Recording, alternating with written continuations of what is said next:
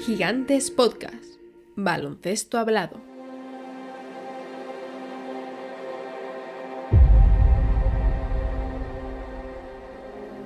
¿Esto qué es? Es un código para calcular nuestras proyecciones anuales. Recoge los datos disponibles para predecir el rendimiento de los jugadores. Vale.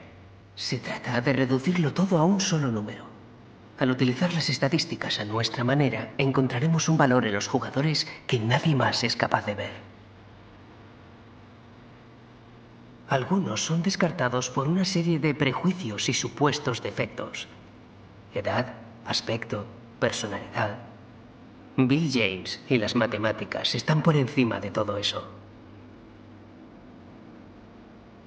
Billy, entre los 20.000 jugadores de nivel que tenemos que considerar, creo que hay un equipo ganador de 25 personas que cabrían en nuestro presupuesto, porque todo el mundo las infravalora.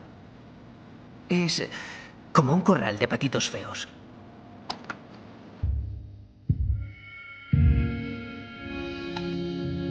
Esto es El Reverso, conducido por Gonzalo Vázquez y Andrés Monge. Buenas noches, Andrés. Muy buenas. ¿Tenemos todavía las últimas existencias de esa camiseta de Jordan? Tenemos últimas existencias, Gonzalo. 20% de descuento, ya sabéis, en la camiseta con la portada mítica de Michael Jordan en Gigantes. Como siempre, link, Gonzalo, en la descripción y en el comentario fijado si nos escucháis desde YouTube con toda la información para optar a este camisetón. Venga, que ya quedan muy pocas. Como cada vez a nosotros nos queda menos de temporada, Andrés. Sí. Fíjate que amagaba la primera ronda con no sorprender a nadie. Nunca pasa, de todas maneras. Y en las conferencias también yo tengo muy claro que nunca defrauda en lo suyo. Hay partidos en los que tú prevés una cosa, sucede la otra, las conferencias están abiertas. De hecho, que solo haya habido dos equipos realmente superiores desde el principio hasta el final, que han sido Oklahoma City Thunder y San Antonio Spurs, ya nos demuestra, Gonzalo, que el asunto es totalmente impredecible. No me hables de predecir, creer mucho en algo o en alguien y que luego le dé por hacer todo lo contrario. Pero es lo que tiene el baloncesto NBA. Siempre. Es la magia de esto también, ¿eh? Pues sí, señor. De hecho, por ahí van los tiros del programa de hoy, porque nunca hemos tenido tanta información o tantos datos para predecir un campeón. Y chicos, sin embargo, nunca ha sido tan difícil acertar. Supongo que a ti te habrán preguntado muchas veces quién va a ganar la NBA. Sí. Pero todos los meses del año, ¿eh? Sí. Y yo, vamos, no lo sé ni en primera ronda, ni en segunda, ni en finales de conferencia, y a lo mejor tampoco en junio. ¿Y sabes lo que les digo siempre? Que ahí está la gracia de unos playoffs. ¿Qué gracia tendría lo contrario? Yo rebobino hasta el octubre del 85 y tengo muy claro que o Celtics o Lakers iban a aparecer en las series finales y que un tercero iba a resultar una sorpresa. Es que cuando hablamos al principio de temporada de lo que es una temporada abierta, esto es, por muy favoritos que sean los vigentes campeones. Datos tenemos hoy a paladas, métricas para aburrir como nunca, cada vez más precisas, pero el baloncesto ya no es solo lo que se mide, sino todo lo que todavía no sabemos medir. Entonces me aterra que llegue el día en que una máquina tipo HAL de Odisea 2001 pues nos pueda decir... Sí, pero que me estás diciendo que buen vino lo es. Vaya por Dios. Es otra cosa. Vaya por Dios. Nos pueda decir en octubre o septiembre, lo que queráis. Este va a ser el campeón. Chico, que sea capaz hasta de predecir lesiones. Ese momento no ha llegado y esperemos que no llegue nunca. Y ahora mismo tenemos tantos datos como dudas. Dudas por quién va a ganar este año o cualquier año en el futuro. ¿Cómo podemos saberlo, Andrés? Cada vez mejor. Hay muchas formas de responder a esa pregunta. Hombre, hay axiomas clásicos dentro de la liga que se aceptan como leyes irrenunciables, tipo las estrellas ganan campeonatos. Pues sí, eso que decía Nico Harrison, de que la defensa gana títulos. Eso a lo que apelaba Tomljanovic, que era el carácter. Sí. Todas pueden ser ciertas, pero ¿hasta qué punto? ¿Y en qué grado no lo son? Por eso el baloncesto moderno vive hoy más entregado que nunca a identificar eso que tanto te gusta, formas empíricas de saberlo. Ah, qué maravilla, ¿eh? Formas empíricas. La analítica, me estás diciendo. Maravilla. Me estaba recordando esto que estabas... El programa de hoy por y para ti, Andrés. Esto que estabas contando de las formas de optar a ser campeón, el corazón, ¿no? El carácter de Tomljanovic, la defensa. Esto me estaba recordando a las tortillas de patatas, Gonzalo. Hay mucha gente que le hace fantástica la tortilla. Y sin embargo, pero la mezcla de cada uno es magia. Pues esto es lo mismo con los playoffs. Cada uno tiene sus propios ingredientes y en su propia distinción. Al final, esto se trata de hacer ejercicios especulativos, Gonzalo, pero eso sí, ejercicios especulativos sujetos a argumentos analíticos. Que esto es lo que me gusta, claro. Se trata de basarse un poco en la experiencia para acabar llegando a conclusiones que puedan trasladarse al presente. No es un deseo esto de jugar a adivinar, que no lo es, Gonzalo. Creo que además muy pocas cosas nos gustan menos que eso. Pero sí es un deseo de usar las herramientas al alcance para aproximarse al por qué los campeones acaban siendo los que son. Que es razonable hacerlo. Vamos a remontarnos, si quieres, a las últimas 2 décadas, Gonzalo, para hacer este experimento y ver hasta dónde nos lleva. Nos gustan estas fechas porque algunos analistas pues se atreven y van sacando un poco sus datos para analizar precisamente eso en lo que estamos ahora mismo. Es lo que hizo Borkunov recientemente por métricas, las 7 métricas que más nos enseñan en la carrera última por el título. Algo así como qué hace a un campeón de la NBA, como indicadores previos o claves de predicción. Y empezaba por la más simple y sencilla de todas. Las victorias. Sí, señor. Para ser campeón tienes que ganar muchos partidos. De regular. Pero no necesariamente ser el equipo, eso es, con más victorias de la liga. 8 de los últimos 25 campeones ganaron al menos 60 partidos. Esto es un tercio, ¿eh? Sí. Incluso es posible incluir aquí a los Lakers de 2020, que llevaban ritmo directo de las 60 victorias, pero hay excepciones. Por ejemplo, los Heat de 2006 son campeones ganando 52 partidos, como 53 los Warriors de 2022 o los Nuggets de 2023. ¿Alguien te puede decir eso de que los Bucks de 2021 son campeones con 46 victorias? Bueno, con 10 partidos menos. Claro, estamos hablando de una temporada, por recordar, de 72 partidos y llevaban ritmo de 52 aquel curso, ¿no? Todos los demás, Andrés, desde 2005 ganaron al menos 57 partidos o llevaban ritmo de hacerlo. Claro, si tomamos ese umbral esta temporada, el de las 57 victorias, lo cumplían Thunder, Spurs y Pistons. Otro aspecto muy básico, Gonzalo, el rendimiento ofensivo y defensivo bajo los márgenes siempre de la eficiencia, claro, es decir, producción cada 100 posesiones. Y por comenzar con el ataque, no es algo absolutamente imprescindible, Gonzalo, el que un campeón tenga un ataque muy dominante. Digo, por reflejarlo en un solo dato esto, en los últimos 20 años ha ganado 3 veces el título el equipo que mejor ataque había tenido durante la fase regular. 3 veces, en 20 años. Pero el dato clave es este. Esas 3 veces son una menos de las que fue campeón un equipo cuyo ataque no estaba ni siquiera en el top 10. Porque ahí tenemos 4 casos, Gonzalo, con 2 de ellos además vistos en los últimos 6 años. Lakers y Warriors fueron campeones por última vez sin su ataque metido dentro del top 10 de eficiencia en fase regular. Lo que sí suele ser importante es tener un muy buen ataque. No dominante, Gonzalo, pero sí muy, muy potente. 13 de los últimos 20 campeones, es decir, un 60% del total, han tenido su ataque en el top 5 de la NBA, en la superélite. Y algo que sí ocurre es que si tu ataque no es efectivamente parte de la superélite, ahí sí que la defensa debe ser compensatoria, debe ser dominante, Gonzalo. De esos 4 casos de campeones que te he dicho que han sucedido con ataques fuera del top 10 en los últimos 20 años, todos tenían su defensa en el top 3. Porque ahí sí que la compensación es absolutamente inevitable. Bueno, 13 campeones, desde 2005 dentro de una defensa top 5.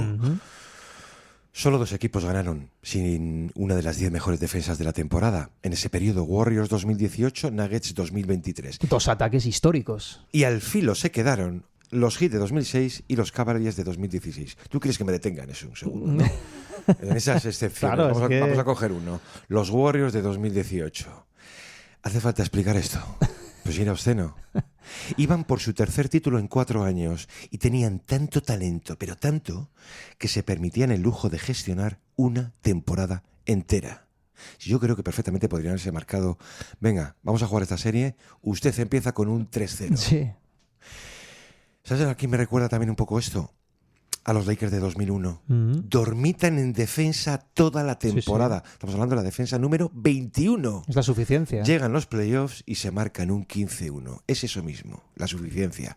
Bueno, pues de ello sí extraemos una fórmula clásica, que es que, salvo que tengas 4 futuros Hall of Famers, pues necesitas mínimo una defensa top 10. De todas formas, el panorama de esta temporada nos dejaba bajo estos registros que estamos viendo, estas premisas, Gonzalo, muy malos augurios, por ejemplo, para Cavs, para Lakers o para Nuggets, cuyas defensas han estado muy lejos de la élite todo el año. Y de hecho, exceptuando 2 equipos, que son Spurs y Celtics, los únicos con ataque y defensa en el top 5, el resto de casos podríamos decir que necesitaban bastante más contexto.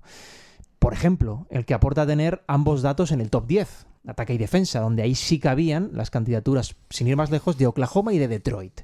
Un punto importante a reseñar, Gonzalo, es que en 20 años solo ha habido 2 campeones que no tuvieran ni ataque ni defensa, ninguna de las dos, en el top 5.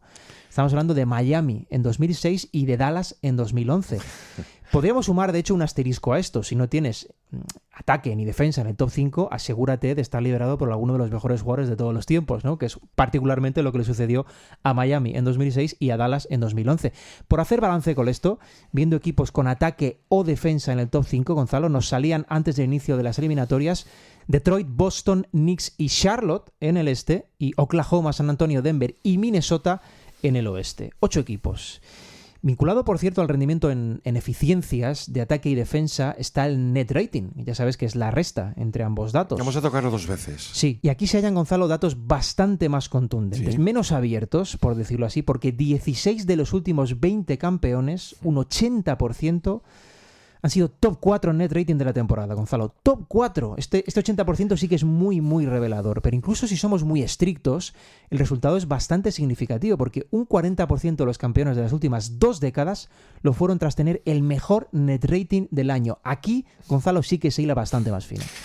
Me has mencionado los Mavericks de 2011, que yo los veo allí campeonar. Ellos fueron octavos, que es el peor caso, digamos, en ese periodo, y el único fuera del top 6 en ese net rating. Hábleme usted de los ajustes en junio y de esa diferencia salvaje entre una regular y unos playoffs. Podemos hablar de los Heat de 2023, ¿no? Sí. Pero si el umbral fuese ese top 6 este año, los invitados serían Thunder, Spurs, Celtics, Pistons y Knicks, ¿no? Otro factor de difícil medida es el talento, que es una evidencia de verdad que permite al test visual darse un banquete. ¿Qué es el talento? Talento era ver a Kyrie acompañando a LeBron en los Cavs de 2016 o ver el resultado de sumar a Durant al mejor equipo de la historia en temporada regular. Claro, ¿cómo lo medimos? Bueno, pues es posible hacerlo a través de una medida simple. ¿Cómo se premia ese talento oficialmente? Por citar algún detalle, ¿no? O sea, todos los campeones desde 2005 tuvieron al menos un jugador, efectivamente, en los equipos, en los All-NBA, ¿no? Ya fuera en el primero o en el segundo. Fíjate que hasta los Pistons antes de 2004, que son como el epítome de lo coral, pues tuvieron a Ben Wallace en el segundo, ¿no? Y no es poca cosa, porque esto significa incluir a algunos de tus jugadores como diferencial decisivo en esto del talento, ¿no? Bueno, pues algunos campeones no tuvieron a ningún jugador en un primer equipo, pero sí en el segundo. Por ejemplo, los Mavericks de 2011, Spurs 2014, Warriors 2017, Raptors 2019, Warriors 2022 y Nuggets 2023. No tuvieron jugadores en el primer equipo, sí en el segundo. A ver qué jugadores, Andrés. Nowitzki, Curry, Durant, Kawhi, Jokic. Todos asteriscos. Es esto.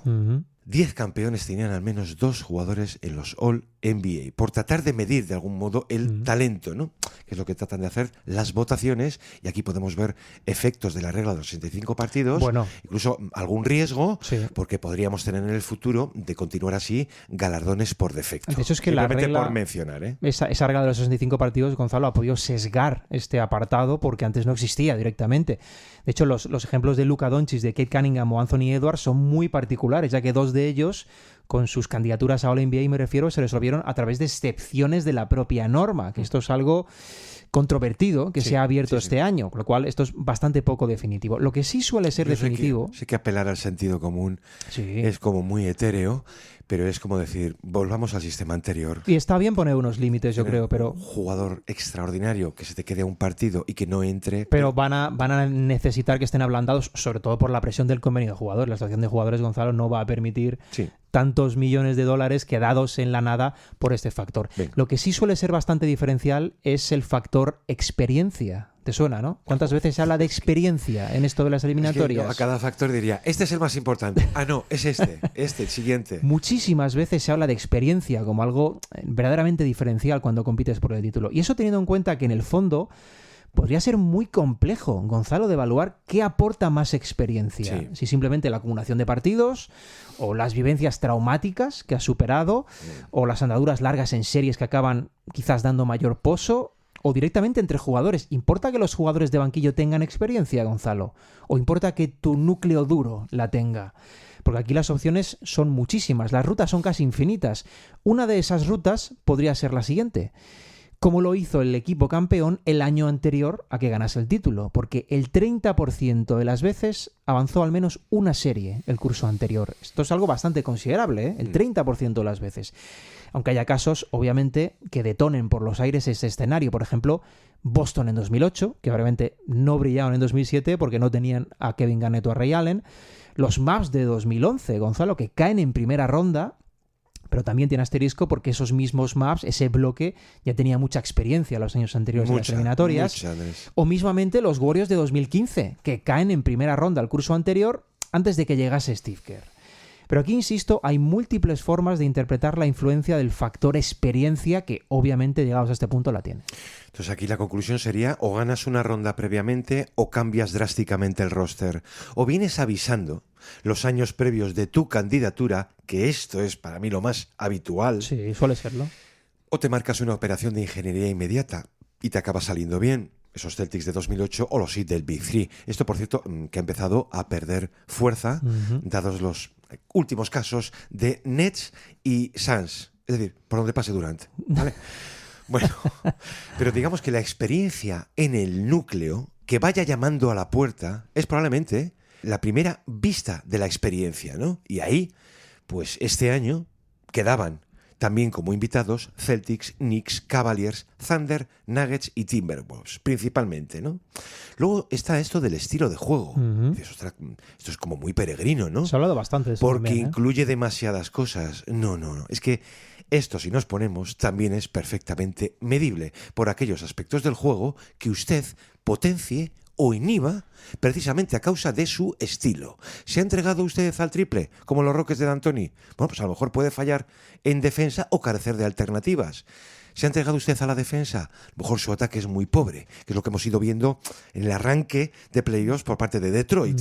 Juega muy rápido, mucho cuidado con las pérdidas. Quiero decir, que el estilo, esto que llaman play-style, Sí. al final es una balanza entre poderes y defectos. Bueno, es una cuestión de formas y las formas, como casi siempre, son infinitas. De hecho, no hay una metodología clara. Si la hubiera, Gonzalo, tendríamos un problema porque se aproximaría al escenario a lo que has comentado antes, de saber realmente quién Claro, va a ganar. sí. Pero sí que es cierto que si rascas, hay aspectos que marcan la diferencia. Mira, uno de los principales son los balones perdidos. Los equipos campeones tradicionalmente están entre los 10 mejores en el ratio de pérdidas, es decir, entre los 10 que menos ratio de pérdidas tienen. Aunque esto puede extenderse en ciertos casos a la media de la liga, pero nunca o casi nunca vas a ver un equipo campeón de la NBA que está en el top 5 en volumen de pérdidas, por ejemplo. Por ello, ciertos estilos pues parecen un poco contraindicados para campeonar. La tendencia además circula incluso la radicalización de esto, Gonzalo, porque si echas un ojo a los dos últimos campeones, Sí. son Celtics y Thunder, lo son tras terminar la fase regular con el menor volumen de balones perdidos en toda la liga. Sí. ¿Quieres una pista siguiendo esto? Oklahoma, Boston y San Antonio han estado en el top 5 este año. Eso es una pista. Otra pista más con tendencias de juego, Gonzalo, el volumen del triple. Si estás en el top 10, es decir, si eres uno de los 10 equipos que más cantidad de sus tiros totales intenta desde el triple, Lo normal es que te vaya bien, simplemente. Aunque paradójicamente, a medida que todos los equipos se han ido adentrando en esa fiebre del triple, Gonzalo, y su conveniencia por la analítica, esto ha ido reduciendo su valor. Sigue siendo clave el volumen del triple, pero estando tan extendido ese volumen, nos encontramos con campeones que han dependido bastante menos de eso. Es decir, vemos casos muy claros, como los Celtics de hace 2 años, que eran un gran paradigma de esto, liderando la NBA en volumen al triple, con campeones como los Lakers de 2020 o Denver en 2023, que usaban incluso un volumen bajo de triples por el dominio que tenían en la pintura. Luego tenemos variaciones inesperadas, Andrés. Cualquiera que siga un poco el baloncesto moderno sabrá qué es eso de la eficiencia, que es el doble pulso entre triple y área restringida. Bueno, pues resulta que ese volumen de tiros bajo el aro puede también perder importancia. 5 de los últimos 8 campeones fueron furgón de cola. O sea, entre los 10 peores en ese apartado. Sí. Otros que sí, lo fueron, dominantes. Lakers de 2020, segundos. Nuggets de 2023, sextos. Priorizaban el aro y la carga en la pintura. Tenían tamaño para algo así. Y otros casos más recientes, pues son una mezcla cada vez más abierta en el cuadro de tiro. Otro factor es esto de destacar el rate de tiros libres, que tampoco es determinante. Y mira, Andrés, que desata protestas. Bastante. ¿Te puedes imaginar a ese señor que se levanta por la mañana si lo primero que hace, ha perdido su equipo y dice, vamos a ver el número de tiros libres? Andrés, 3 de los últimos 21 campeones terminaron únicamente en el top 10 en ratio de tiros libres. Es que Oklahoma el año pasado, en intentos, ocupa el número 26. Con Shai en medio, ¿eh? Ninguno, por cierto, desde los Heat en 2013, que ellos sí, digamos que fueron 2 años seguidos, ¿no? Por cómo cargaban el aro. Aquí sí destaca una clave en todo esto, que es el porcentaje efectivo de tiro. Esto sí es muy importante. Effective file, cuando veis, ¿no? Ese FG clásico con la E minúscula delante. Esto, que tanto te gusta, Andrés, esto ajusta el porcentaje clásico al valor real del triple. Esto es clave, ¿verdad? A diferencia del true shooting, que incluye los tiros libres, es decir, lo incluye todo. Sí. Digamos que para el porcentaje efectivo de tiro se suma el total de canastas y se le añade un bonus de 0.5 por cada triple. El resultado se divide por el número total de tiros intentados. Esto que parece complejo es mucho más sencillo. Es muy sencillo e increíblemente aclarador. Porque este valor por sí solo ha cambiado el baloncesto. Déjame decir que el promedio de la liga suele rondar un 53, 54. Bueno es a partir del 55... rango 58, élite por encima del 60. Por supuesto. Desde 2005, solo un equipo ha ganado el título terminando fuera del top 7. Fueron los Lakers de 2010, que fueron 16, recuerdo, cuando el baloncesto todavía era otro. Te lo marcaba un 7º partido de aquellas finales, ¿no? Es que es tan importante eso, Gonzalo, que fíjate que solo ha habido 4 equipos en las últimas 2 décadas, campeones, estando fuera del top 5 de porcentaje efectivo de tiro. Esto es lo que viene a sustituir al porcentaje de tiro normal, ¿no? Sí. Bastante más ajustado. Y desde el año 2020, desde el título de los Lakers, no ha habido ningún equipo campeón que haya estado fuera del top 5, Gonzalo. Fíjate que este aspecto sí que reduce drásticamente la lista para este año. Por ejemplo, los Spurs se caen, teóricamente, y solo Oklahoma, de entre los favoritísimos, sobrevive. Otros que se colarían en la lista, por cierto, serían Nuggets, Wolves o Cavs como invitados, pero en general el porcentaje efectivo de tiro sí que es una variante bastante fiable. Otra variable fiable sería el récord contra equipos de balance positivo. Es que este es tan evidente que es otro banquete visual que usted se puede pegar en plena temporada. ¿Gana usted mucho? ¿Gana usted a los equipos buenos? ¿Con qué frecuencia lo hace? Si es alta, ahí tenemos eso que tanto se repite de la consistencia. Y en caso contrario, pues su equipo sí puede ser un mar de dudas. En ese corte, todos los campeones desde 2005 tuvieron récord positivo, salvo uno. Recurrente todo esto, los Heat de 2006, ¿no? Bueno, este año, 2 equipos del oeste, dentro del top 6, quedan fuera de ese registro positivo. Lakers y Timberwolves. Pues si fueran sospechosos. 23-25 terminan, ¿eh? Total, que el récord positivo contra equipos no perdedores termina dando una lista de supervivientes al término de la regular. Pistons, Celtics, Knicks, Cavs, Thunder, Spurs, Nuggets y Rockets. Es que esta suele ser la principal diferencia para eso que muchas veces mencionamos cuando arranca la temporada entre contenders y pretenders. Sí, pero son muchas variables, ¿eh? Son bastantes variables las que hemos estado viendo, Gonzalo. El resumen o el dónde podemos llegar después de hacer este repaso es sobre todo a un punto bastante en común. Lo primero que llama la atención de este estudio que realiza Borkunov, Gonzalo, es que evaluando cada parámetro tradicionalmente clave, solo un equipo, solo uno en toda la liga, se ajusta a cada uno de esos parámetros. Adivinas cuál, ¿verdad? No me va a sorprender. Efectivamente, Oklahoma es el único equipo que aparece en todas estas listas de qué necesita un equipo campeón. Y tras ellos, a cierta distancia hay que decir, un amplio grupo de equipos como Spurs, Celtics o Knicks. Y por cierto, en el vagón de cola de estas tradiciones competitivas están los Lakers, el equipo menos fiable según toda esta experiencia. En principio, según lo que... Han llegado a tener, Andrés, perdóname, Sí. varias semanas en regular, el mejor registro de la historia para un diferencial negativo. O sea, me parecía maravillosa porque era exactamente lo que veías. Sí, era el reflejo de su temporada. Ustedes Totalmente. están ganando por encima de sus posibilidades. Sí. Perdón. De todas formas, según lo que ha ido mostrando la historia reciente, insistimos con una muestra de 20 años, el conjunto más pretender que contender de todos los que pudiera sonar para llegar más lejos han sido los Lakers, efectivamente. Sí. Eso sí, la historia dice una cosa y la realidad bastantes veces la cuestiona, Gonzalo, pero todo sirve al final para contextualizar, para saber dónde llegar. Es muy importante saber de dónde vas a partir y sobre todo qué ruta debes manejar, y de eso al final se trata esto. Vamos a ver más variables, aunque sean algo recurrentes, porque al término de la regular, el cartógrafo oficial Kirk Goldsberry Fantástico, hacía siempre. lo mismo en The Ringer. Ampliaba un poco más todo esto de buscar los factores más decisivos en la Big Data para concentrar favoritos reales. Era algo así como, ¿puede la historia decirnos quién ganará el título de la NBA este año o los siguientes?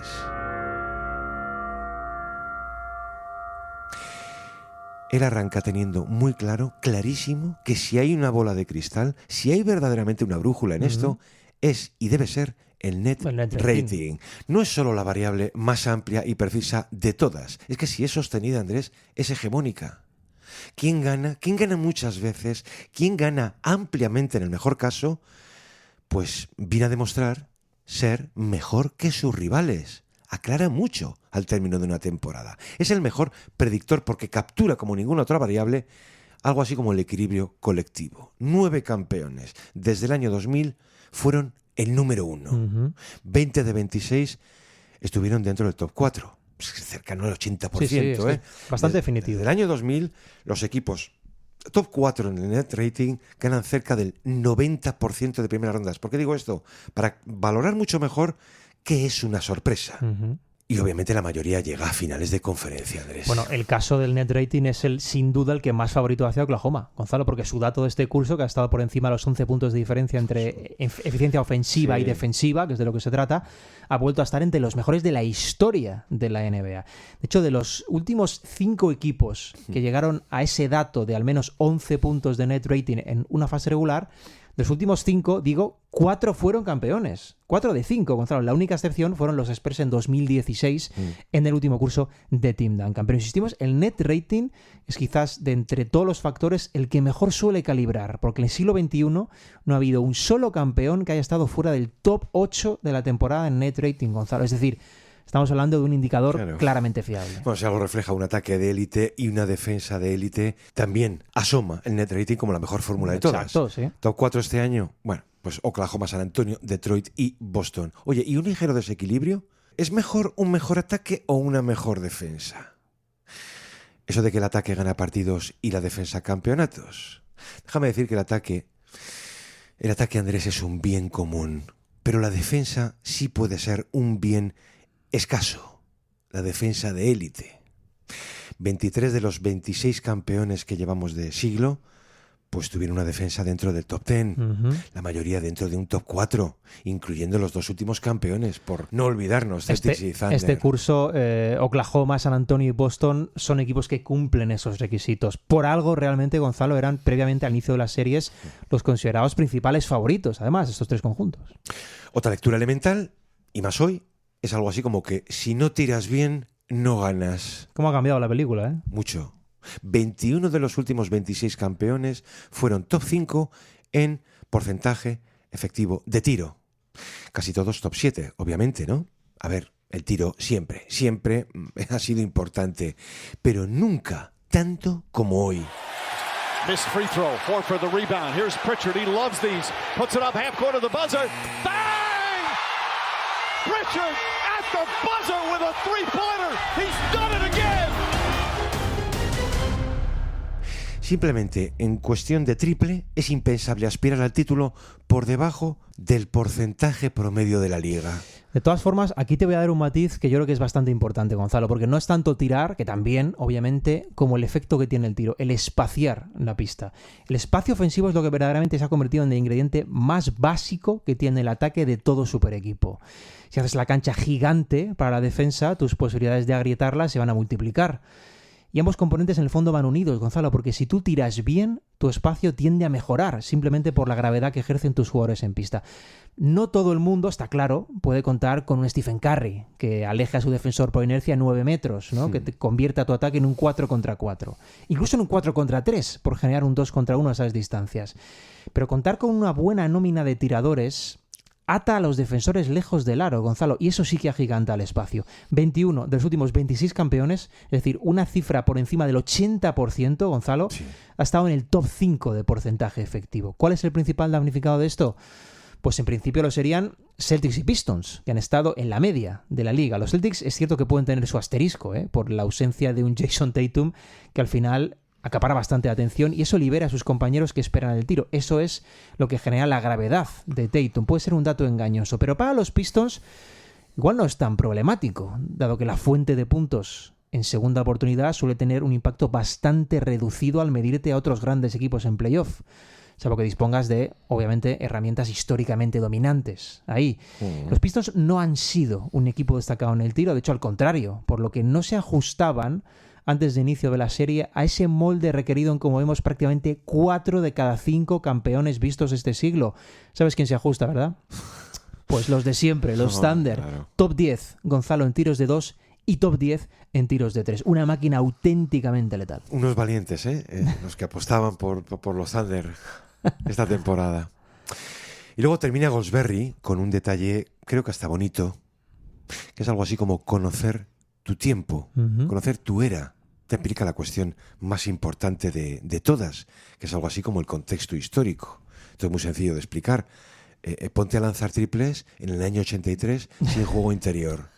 O trata de arrebatar un título entre el 59 y el 73 sin contar en tus filas con Russell, Chamberlain, Willis o Karim. Por cierto que insiste mucho el juego interior en los años 90 con 4 prototipos en medio del reinado de unos Bulls de un tal Jordan.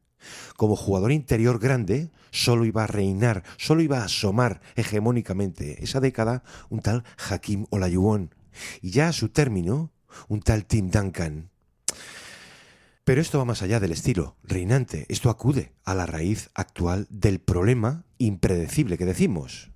Porque esta es la era más igualitaria por arriba que haya conocido la historia. Esto supera ya muy claramente aquello que la NBA vio en los 70. 7 campeones distintos en 7 años. Estamos hablando de la casi prohibición de las dinastías. Esta es la década que ha hecho desaparecer ese concepto, como si se hubiera diluido. Y los motivos de esta caducidad, como hemos abordado aquí más veces, son múltiples. Sí, hay que aludir mucho al convenio y a los aprons. Por supuesto. Pero déjame añadir uno personal que creo que ya depende más de la propia estructura final de supervivencia, que es una mezcla fatal, cada vez más fatal, entre el ritmo de juego y calendario prehistórico. Por eso, aquello de la supervivencia de los más fuertes, que muchas veces coincide también con los más afortunados. Eso es un factor en las formas y el factor en el fondo es el convenio colectivo. Es que es simplemente así, Gonzalo. El convenio colectivo actual ha sido diseñado específicamente para evitar la concentración masiva de talento en un solo equipo. Es que esto ha sido diseñado así, Gonzalo. Lo ha puesto, por decirlo de un modo más claro, más directo, lo ha puesto más difícil que nunca, Gonzalo, para repetir, para crear dinastías. Es más difícil que nunca ahora mismo. Nunca han existido tantas trabas, incluso para algunas de las fortunas más poderosas del mundo, porque el objetivo es limitar los super equipos.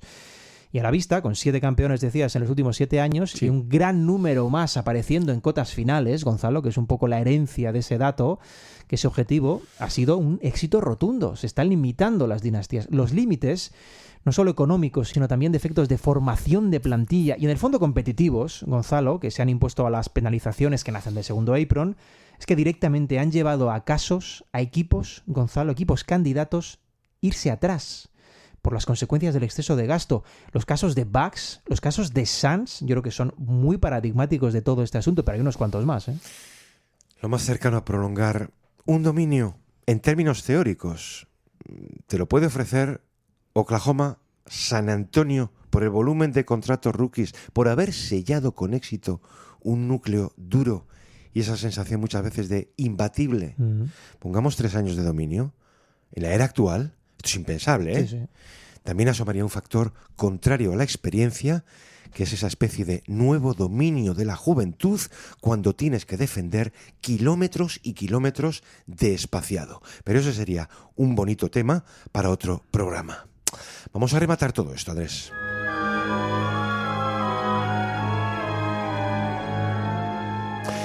Y vamos a hacerlo, bueno, pues con, como no, una oda a la analítica, este último bloque, que es el que a mí particularmente más me gusta, Sí. sabiendo que también lo has escrito tú, ¿vale? A la analítica bien entendida. Sí, en The Athletic están dando entrada recientemente a un mayor número de autores, incluso permiten el uso de la primera persona en algún exjugador, etcétera. Eso está muy bien. Y es el caso de Joe Boylan, que venía, pues eso, a una apología, como si hiciera falta. A veces sí.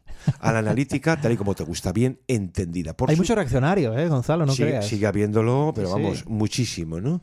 Lo hacía por tratar de superar errores del pasado Sí. y por el cambio de la perspectiva, se quiera o no, desde la entrada de la matemática en el baloncesto. Pero existe, es el argumento de la película Moneyball, basada, por cierto, en hechos absolutamente reales. Del béisbol. Aplicado además luego al resto de deportes, Exacto. ¿no? Boylan, de entrada, apelaba a un principio en economía conocido como ley de Goodhart, según la cual, cuando una medida se convierte en un objetivo, deja de ser una buena medida. En el baloncesto sería algo así como que cuando una estadística se convierte en una meta, deja de ser una buena métrica.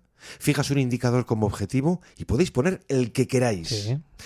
Se tiende entonces a manipular el comportamiento del grupo con el único fin de cumplir esa métrica. Si nos ha pasado a todos, Muchísimo, sí. se pierde el propósito original. Incluso un proyecto entero. ¿Recuerdas los Rockets de Harden, Gonzalo, cuando llevan al extremo esto? Ese era un equipo diseñado para ello. El extremo de aquel 0 de 29 es de los Exacto. tramos más dolorosos que yo he visto Exacto. en un gran equipo, al menos en un proyecto tan de laboratorio, Sí. ¿no? Entonces, si todos tus esfuerzos se centran en optimizar un número, pierdes muchas cosas por el camino. Pierdes incluso calidad de trabajo o el objetivo de ganar.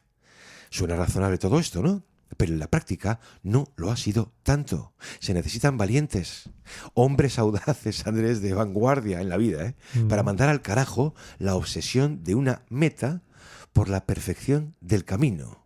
Y aquí apelaba pues a una figura histórica, como es Don Nelson. Sí. Qué alegría, Andrés, haberle dedicado un artículo de mis favoritos en los últimos 2 años, cuando supe lo que hacía en una isla de Hawái, viviendo como un marajá y dándole a la María. Nadie podía imaginarlo, en Don Nelson. Le mandaba a Popovich cada mes una caja de mal vino, ¿no? Vale. Nelson, Andrés, una carrera difícilmente igualable, Sí. como jugador, como entrenador y como ejecutivo. Claro, Don Nelson, recordemos, coincide unos cuantos años en Boston con un tal Bill Russell. Juntos iban a ganar 5 títulos, entonces a su muerte, ya han pasado 4 años, dice Nelson, recordando al mito, lo siguiente: hay 2 categorías de superestrella. Una se hace lucir a sí misma a costa de los demás jugadores en la pista. Y la otra hace que los jugadores a su alrededor parezcan mejores de lo que son. O sea, Bill Russell. Claro, Nelson Andrés como entrenador fue un absoluto genio. O sea, es un tipo que venía, a veces por vicio, a desafiar toda convención, a plantear constantemente la duda metódica Transgresor total. por un mundo establecido, de verdad. Entonces, si el objetivo era darle el balón al grande, Él decía, es que no hacen falta entrenadores. Él es el inventor, a este sí que le podíamos dedicar, un sello monográfico, pero en condiciones. Él es el inventor del point forward, lo hace a través de Paul Pressey, en los años 80, ¿no? De las rotaciones de 3 bases, cuando tienes delante a un David Robinson. Esto iba 10 órbitas más allá del small ball planteado a la fuerza por Tom Henson en las series del 74. Anticipa en Nowitzki un carry de 7 pies. Todo esto a Andrés le funciona.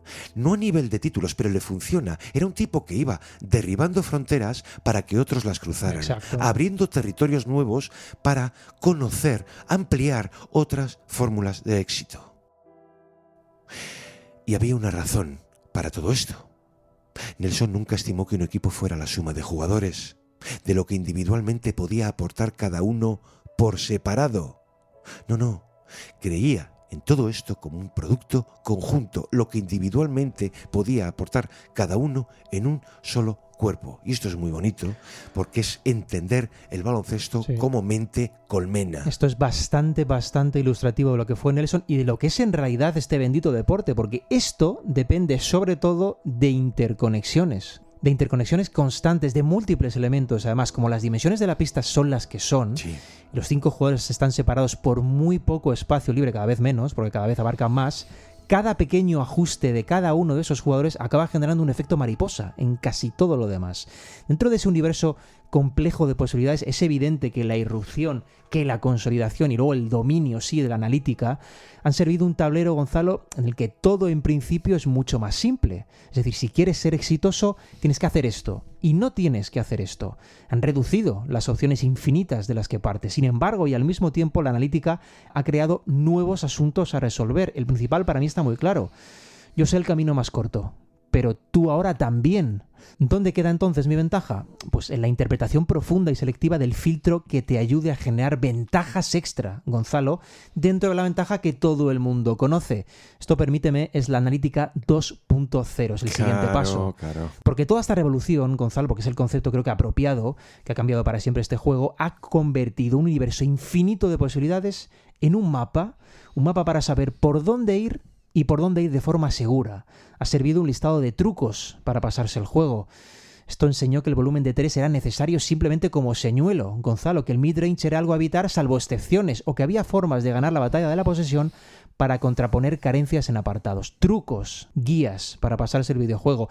Pero dentro de todas estas nuevas leyes dominantes, las preguntas más simples de todas siguen siendo las más difíciles de responder. ¿Te has fijado? Sí. Ahora, a las cuestiones de quién es mejor que quién, rápidamente pueden aparecer respuestas como ¿mejor para jugar a qué? ¿O al lado de quién? ¿O con qué rol? Y no es ya que el lenguaje haya cambiado, que también lo ha hecho. Ahora se habla de eficiencias, de porcentaje efectivo, decíamos, de box plus minus. Se llevan todos los datos a 100 posesiones y es útil. Además, desde nuestro lado creo que es necesario incluso ejercer un papel didáctico sobre este nuevo mundo. Pero es que las preguntas y las respuestas al propio juego también han cambiado, Gonzalo. Todas esas, se te ha escapado alguna, ¿eh? Eran métricas de primera generación, que creo que es lo que estás diciendo. Sí. Que por cierto, estamos hablando ya más o menos 2 décadas. Fueron diseñadas para responder a una pregunta, para dar una vuelta a eso de las valoraciones a ojo. Sí. Las valoraciones a ojo, Andrés, han marcado más de un siglo de historia del deporte. Me gusta Jerónimo. Sí. Es todo un atleta. Grande, es muy rápido, bueno. con talento. El primero de mi lista. Es un muchacho apuesto. Con buena mandíbula. Tiene las 5 armas ¿Sabe y jugar? muy buena planta. ¿Sabe batear? Bueno, tiene un swing precioso, ¿verdad, Barry? La bola sale como un cohete. ¿Quién te gusta? A mí me gusta Pérez. Tiene un swing clásico. Muy fluido. Mucho. A mí también me gusta. No sé yo, no le da la curva. Bueno, tiene que mejorar, lo admito. Sí, pero llama la atención. Su novia es fea. ¿Eso qué quiere decir? Con novia fea le falta confianza. Decid chorradas, Arti tiene razón. El tío tiene mucha presencia. Quiero decir, es de los que cuando entra en una habitación, su polla ya lleva 2 minutos esperándole. Lo nombraría Mr. Bombón. Físicamente da la talla para el papel. Solo necesita jugar más. Yo solo digo que su novia es un 6. Es que cuánto importan las obras influyentes, luego decimos el Seven Senkosorles, Sí. sobre todo la obra de Dean Oliver, Basketball on Paper, Rules and Tools, para el análisis del rendimiento. Fíjate, estamos hablando de 2004. Bueno, ese primer paso, decimos, era importante, era necesario, eran preguntas adecuadas para aquel cambio de era. Luego entra en juego esta ley de Goodhart. Luego entra en juego Shane Battier, Andrés. Claro, una vez se supera la fase individual, el siguiente paso, ¿cuál tenía que ser? Crear modelos para evaluar mejor la producción colectiva. O sea, el producto integrado de cada jugador. ¿Cómo se consigue? Pues mira, para empezar desplazando las posiciones por la función. Los jugadores... Oye, hay un momento en que ves que estrechan sus roles ofensivos y se entrega más control a los mejores. Esto de ver un manejador de pick and roll de alto uso. ¿Hace falta dar nombres? Un finalizador de alley-oop y rebote ofensivo, eso que llamamos martillos. La emergencia del modelo 3&D. Todo esto ya forma parte, digamos, del juego. Y como resultado, fíjate, que ves a mucha gente cargar contra el baloncesto de hoy. Es que los ataques se volvieron más limpios, más optimizados, más inteligentes. Mucho más líquidos. Para estirar la defensa, correr y abrir las esquinas, circular el balón como nunca y simplificar las lecturas. Obviamente, para el éxito de algo así, era necesario un tótem. Es decir, algo que demostrara esos principios por 1000. O sea, los Warriors. Playing aggressive, trying to fight over a screen. Curry back to Green. Green out to Lamb. Good ball movement here. Thompson, three-pointer. It's good. Took the extra bounce. That's some beautiful ball movement that time from the Warriors. Los Warriors, dice Gonzalo, ¿cuánto han cambiado el baloncesto los Warriors? Mira, voy a usar seguramente al miembro menos conocido, menos admirado de ese Big Three inicial, formado por Stephen Curry, Draymond Green y Klay Thompson, para intentar explicar lo que sucede. Voy a tirar de Klay Thompson. Para aclarar Gonzalo. las cosas. Voy a tirar de Klay Thompson. Venga. Es indudable que Klay Thompson es uno de los mejores tiradores de la historia. Aunque bueno, en este mundo ya se duda de todo y además cada vez tiene mayor megáfono el que más duda. Pero bueno, creo que con el caso de Klay Thompson no hay dudas, ¿no? Sin embargo, el papel de Klay Thompson es tan importante en esos Warriors porque sabía perfectamente cómo gestionar una de sus grandes carencias, Gonzalo, que siempre ha sido el manejo de balón. Eso era tan importante, digo, como usar la gran virtud que tenía, que era el tiro. El resultado de esto es que poquísimas veces Klay Thompson botaba el balón. Si recibía y no podía tirar, ¿qué hacía? Soltaba el pase de inmediato, no pensaba. Y esto, que parece una simpleza mayúscula, agrandaba todavía más la gravedad que él ejercía sobre el defensor. Sí. ¿Por qué? Porque el defensor siempre debía estar en movimiento para limitar su acción. Le perseguía por todos lados, por temor al tiro, pero también porque nunca se detenía.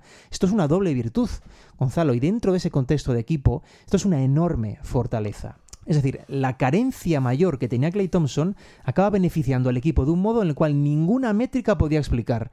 Porque tú necesitabas verlo, necesitabas entenderlo, pero los datos no te llegaban a revelar cómo ayudaba esa dinámica de Klay Thompson. En su equipo había además otro caso contrario. Y no voy a tirar de Curry, voy a tirar de Draymond Green, Gonzalo. Ese es el que, claro.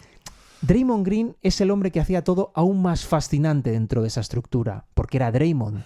Draymond no tiraba, por lo que siempre que recibía buscaba alimentar secuencias de juego colectivas desde el pase. Esto es, Draymond era tan importante en ese ataque pese a no tirar, precisamente porque todo el mundo debía prestarle atención a que no tirase.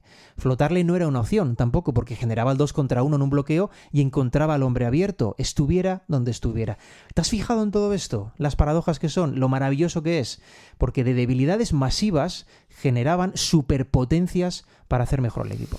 Andrés, jugar junto a Curry hacía a Draymond Green más valioso, más afortunado, hemos dicho muchas veces.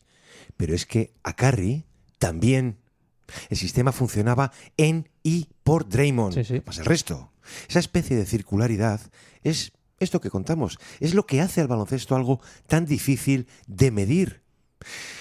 Si tú empleas la primera generación de métricas, aquello de los jugadores como entes aislados, es fácil fracasar. Tú veías a Klay Thompson y decías, bueno, ¿y este señor? Si apenas sabe botar y crearse el propio tiro, ¿no? Pongamos. Si de Draymond, tipo torpe.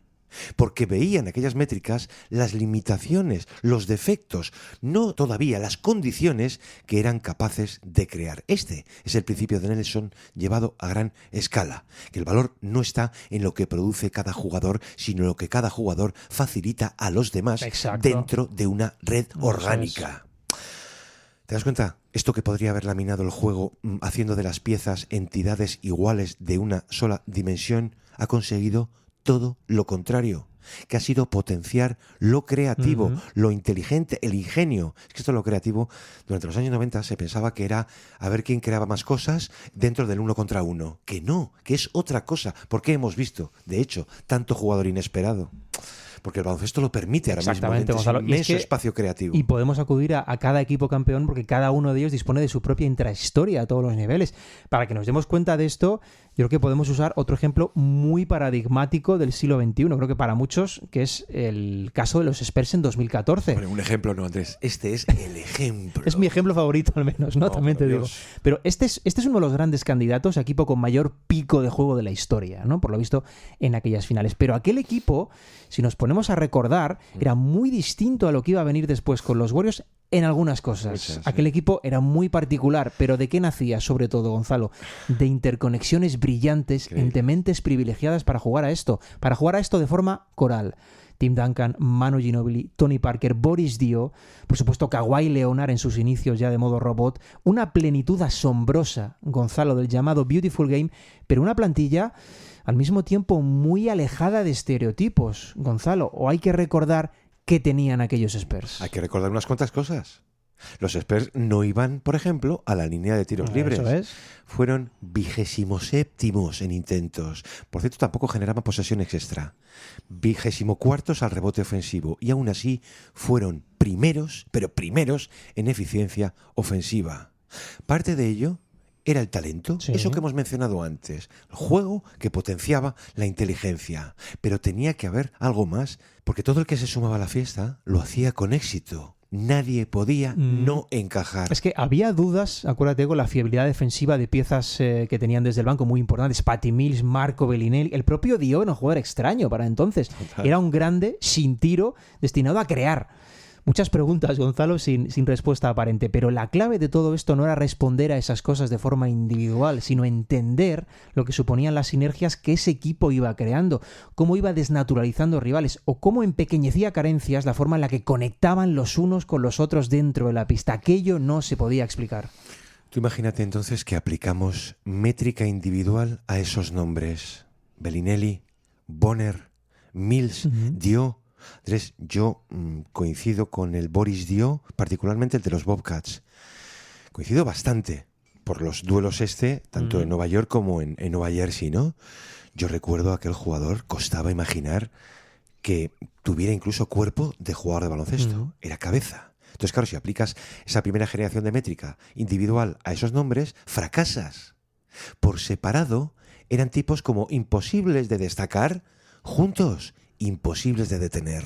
Kawhi the save, and it goes to Aldridge. Parker, Mills, Parker, Patty Mills, yeah!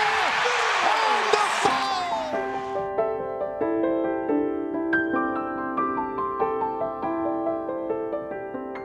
Pues es a partir de ellos que la analítica, tu adorada analítica, avanza ya de verdad, porque crea nuevos campos, nuevas métricas para explicar muchas cosas y empezamos a ver conceptos cada vez más habituales, como por ejemplo esto de las screen assists. Sí. Supongo que se crean para que Gobert recibiera algún mérito. Las métricas de gravedad ofensiva. ¿Cuánta atención defensiva trae un jugador sin balón? Yo empiezo a pensar en la antigravedad defensiva, que es algo que va abriendo un tal Víctor Wembanyama. Eso es. Bueno, pues esa suma de espacios, Andrés, te la cuentan los números. Pongamos al término de un partido ese fulano que acudía al box a ver solamente esto de los tiros libres. ¿Y qué decimos del plus-minus ajustado? Esto, ojo, esto es el impacto de un jugador en el rendimiento del equipo en función de quién y de quiénes están en pista. Yo entiendo que las rotaciones sean la nueva religión, obviamente, porque te están hablando de química. Exacto. La idea de que el valor de un jugador cambia dependiendo del sistema en el que juega. ¿Con qué Nikkei nos quedamos? ¿Con el de Minnesota o con el de Atlanta? ¿Son dos jugadores distintos? Lo son. ¿Era cosa únicamente de progresión? Es que todavía hoy, Andrés, no todos los equipos están en ello o no al mismo nivel. Y estas cosas se notan. Esto al final nos lleva, yo creo, que a la gran paradoja que estamos viviendo actualmente, Gonzalo, que no es la incapacidad de ver el valor colectivo, de apreciarlo. Vaya, es que todo está supeditado a análisis individuales de aspectos que en realidad son multifactoriales. Es que influyen muchísimas cosas en cada campo para que se sigan juzgando de forma individual. Sí. Incluso toda la analítica se sustenta a menudo bajo esta premisa, la del juicio individual. Cuando todo se debe, Gonzalo, a conexiones que facilitan más o menos según qué cosas. Sigue siendo muy difícil que el robot analice lo útil que es que un hombre prescinda de un tiro para encontrar uno mucho mejor de un compañero que tira mejor que él. Algo, por cierto, a lo que la estadística no le otorga ningún valor a ese detalle. O la gravedad de un jugador que sin tocar el balón genera espacio para un 2 contra 1 de su equipo. ¿Esto cómo se computa? Sigue siendo extremadamente difícil contemplarlo todo, Gonzalo, pese a las rutas rápidas que ofrece esta analítica. Y eso mantiene al juego a salvo porque lo hace indescifrable, pese a tener todas las guías del mundo a su alcance para descifrarlo, Gonzalo. Pues esto es lo que entendió Nelson antes que nadie. Para, por ejemplo, volver locos a los Spurs con 3 pequeños del año 91. O con una cuadrilla de sinvergüenzas a los Mavericks de 67 victorias en 2007. Es que el impacto, Andrés, que le causa a Russell le cambia la vida, le cambia la mentalidad. Le he preguntado muchas veces, pues no tengo datos para demostrarlo, que esto puede funcionar. De hecho sorprendía, porque Nelson no avisaba a nadie. Este es uno de los grandes pioneros en entender que un jugador no es lo que produce en un box score, sino en lo que produce en un grupo dado, por y para el resto. Es que en el fondo la revolución de la analítica, Gonzalo, es la que permite al juego, competitivamente hablando, dar un salto de gigantes por todas las respuestas que sirve de forma global.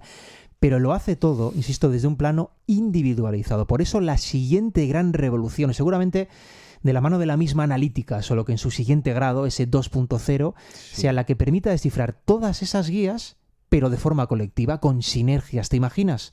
Eso sí que iba a dotar al juego de una nueva dimensión para observar, para comprender y para explicar. No sé si es posible resumirlo, pero yo creo que la primera revolución analítica explica al jugador y la siguiente trata de explicar el sistema. Exacto, de eso se va a tratar. Bueno, entonces al final sabemos quién va a ganar. Bueno, yo creo que la fase del calendario más bonita con diferencia que es esta, con diferencia, lo es porque lo que parece, Gonzalo, muy pocas veces acaba siendo la cantidad de factores que influyen, la salud, la fortuna, los ajustes, todo se vuelve incontrolable por tramos y gestionar ese caos, o al menos intentar surfear ese caos, es lo que acaba marcando la diferencia. En este punto es cierto, y cada vez lo vemos más a menudo, que la sobrereacción se multiplica, Gonzalo, pero ya no solo, ¿te acuerdas aquello de no sobrereacciones a un primer partido de una serie? Ahora no, ahora se sobrereacciona a todos los partidos, incluso a cada cuarto de cada partido. Todo se vuelve de manicomio, entre lo que parece ser que los primeros son ellos, y lo que no es, claro. Pero campeonar, salir indemne de todo ese universo multifactorial, de todo este manicomio de presión, de miedo, de analítica, esto no es nada sencillo, Gonzalo. Lo mejor, como siempre decimos, yo creo que es intentar disfrutarlo lo máximo posible y alejarse a poder ser de todas las fobias que nos hagan disfrutarlo menos. Bueno, disfrutar es lo que has hecho tú en este programa con un update de línea de fondo. Se han tardado décadas, yo diría que en perseguir números que expliquen lo que ocurre, y habrá siempre un margen abierto para capturar lo más importante, que puede ser lo más pequeño, incluso lo invisible, ¿no? Yo soy de los que cree que mientras el dato llegue tarde, todos estaremos a salvo.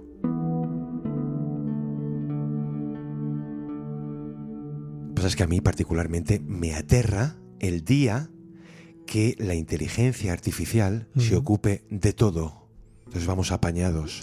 A lo mejor no, a lo mejor le decimos yo, haznos el reverso de esta semana y nosotros nos tumbamos a lavar todo. Eso sí que no va a llegar, ¿eh? Bueno, Andrés, vamos a recordar antes de terminar esas últimas existencias de la camiseta de Jordan. Sí, ese descuento del 20%, camiseta mítica con la portada de Michael Jordan, entrevista en Gigantes. El link, como siempre, en la descripción y en el comentario fijado si nos escucháis desde YouTube. Os pedimos, como siempre, algún like en cualquiera de las plataformas en las que estamos. Y agradecemos todo el cariño que nos dais, es por muchísimo. supuesto, incluso cuando algunos capítulos nos lo ponen difícil. Pero sí, un like, una suscripción, por supuesto, pues al canal de YouTube en Gigantes, y que deciros de la revista decana del baloncesto en este país. Andrés, muchísimas gracias. Un placer. He disfrutado mucho este programa y ahora nos deja además sin ningún riesgo. La analítica es lo que te permite, Gonzalo, te permite vivir en paz, abstraerte de la realidad. La analítica te ayuda. Gracias a todos vosotros por estar como siempre al otro lado. Nos escuchamos aquí en el reverso el próximo lunes. Un abrazo, hasta entonces.